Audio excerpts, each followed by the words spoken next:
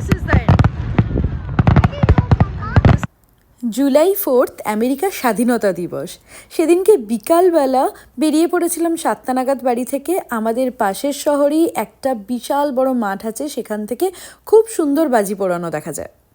আমাদের বাড়ির আশেপাশে অনেকগুলো জায়গায় এই বাজির এক একটা শো হচ্ছিল, তো তার মধ্যে যেটা বেস্ট সেখানে আমরা চলে এসেছি। আমরা যখন এসেছিলাম লোকজন কম ছিল, তারপরে আস্তে ধীরে মাঠটা প্রায় ভরেই গেছিলো। তারপরে অন্ধকার হওয়ার পরেই শুরু হলো দারুণ বাজি পোড়ানো। প্রায় আধা ঘন্টা ধরে 3 রাউন্ডে সুন্দর বেশ বাজি পোড়ানো দেখলাম।